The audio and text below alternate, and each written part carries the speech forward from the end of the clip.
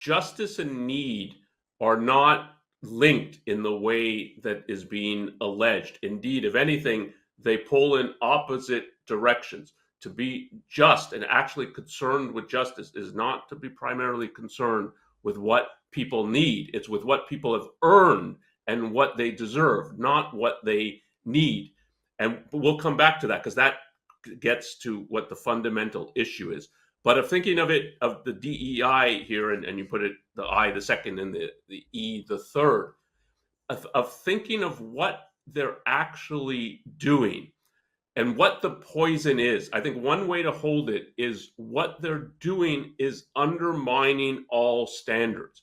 So for diversity, it was if diversity as such is something you should strive for, something you should value, regardless of what you're diversifying across. And if it makes any contribution to your company, like I brought up the example, like why do I need a certain percentage of Pacific Islanders in my company? You can't make an argument that that increases your profits, your bottom line, just because they happen to be born in that region of the globe. And if you make that like, no, but it's still very important that you do that, you're undermining the standards and ultimately for a business, the standard of, no, but I'm trying to hire people based on their productive contributions to the company, how they advance the company's mission. And now you're telling me I have to hire not on that standard. So you're trying to undermine the fundamental standard that the business is operating under. And the inclusion of now it's, you don't just invite them to the party, you invite them to dance, is really just more of the same of that, of undermining standards. So to get the kind of the positive part of the package deal, there can be real circumstances where you think, yeah, it's okay. I've tried to diversify. Like, take the example we had before of we're trying to expand into Latin America. We need Spanish speaking people and so. But you might think of our kind of the way the company's operating and the company culture is.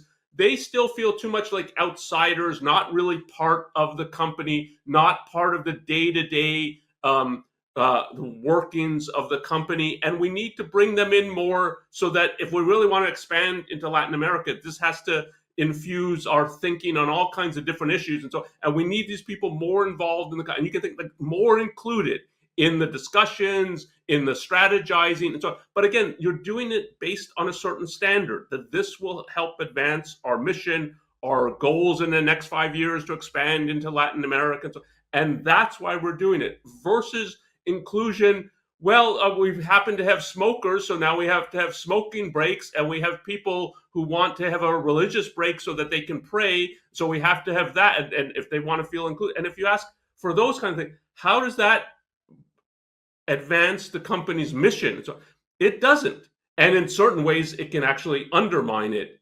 And it's like everybody who's got something that they want some exception to the corporate practices, we've got to accommodate for them to feel included. And a company can rightly start to think, yeah, all of this is hurting us. And you're supposed to do it anyways in order to be inclusive. And it's, again, what's actually happening is you're undermining the standards of the company and the fundamental standard that what we're about is to advance our mission. And we do everything that we think is necessary to advance the mission, and nothing that we think doesn't contribute or actively undermines the mission. And that's what a business leader you're not allowed to think about, because you have to focus on this some other thing that involves diversity and inclusion. And the equity, I think of it like this. You should weigh in the way that you think of it. But it's, and people have often said this, that what the equity really means in the end is a quality of results. So justice is about thinking of what people have earned and what they deserve. In the corporate world, it's thinking, like, who's really contributing to this mission? Who's really advancing it? Who's productive? Who's showing ambition? Who's showing a desire to take on more responsibility?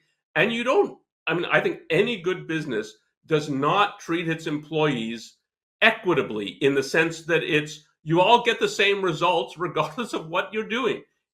Justice entails that unequal outcomes because some people deserve less because they've earned less, and some people deserve more because they've earned more. So it's, again, it presents it as it's about justice, but justice is about, crucially, is about unequal outcomes. And if what equity really means is, no, you can't have unequal outcomes in any kind of way other than if they need it.